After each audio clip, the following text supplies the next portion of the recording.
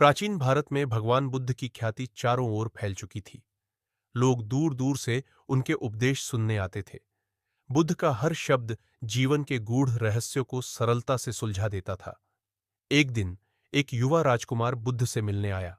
वह असाधारण रूप से बुद्धिमान था, लेकिन उसकी एक कमजोरी थी, समय की कद्र न करना।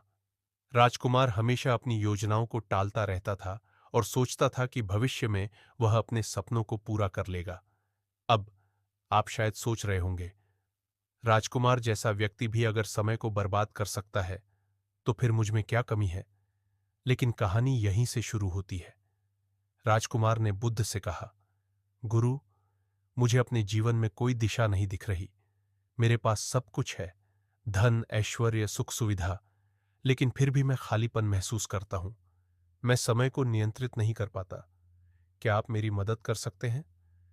बुद्ध ने मुस्कुराते हुए कहा, समय की बर्बादी ही जीवन की बर्बादी है। आओ, मैं तुम्हें एक कहानी सुनाता हूं। बुद्ध ने एक उदाहरण के तौर पर एक किसान की कहानी सुनाई, जो जीवन भर सोने की तलाश में अपना समय बर्बाद करता रहा।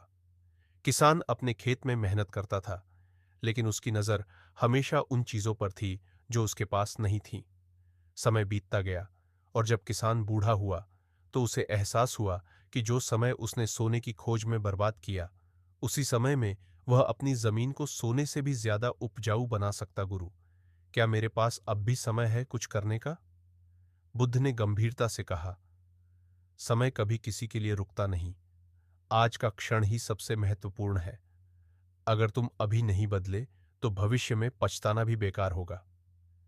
यह सुनकर राजकुमार की आंखें खुल गईं। उसने निश्चय किया कि वह अब से हर क्षण का सही उपयोग करेगा। अगले दिन से उसने अपने सारे कार्यों की योजना बनानी शुरू की, और समय का सही उपयोग करते हुए उसने अपने राज्य को पहले से भी बेहतर बना दिया। अब सोचिए, अगर आप उस राजकुमार की जगह होते तो क्या करते? बुद्ध की यह शिक्षा हमें सिखाती है कि समय सबसे बड़ा शिक्षक है। जो व्यक्ति इसे समझकर इसका सही उपयोग करता है, वही जीवन में असली सफलता प्राप्त करता है। दोस्तों, आप भी इस कहानी से सीख सकते हैं। अगर आप समय को सही दिशा में लगाते हैं, तो आपके जीवन में भी बदलाव आएगा। तो अब आप क्या करेंगे? क्या आप भी बुद्ध की तरह समय की कीमत को समझेंगे और अपने जीवन को एक नई दिशा देंगे? सोचिए और आज से ही शुरुआत कीजिए, क्योंकि समय कभी लौट कर नहीं आता।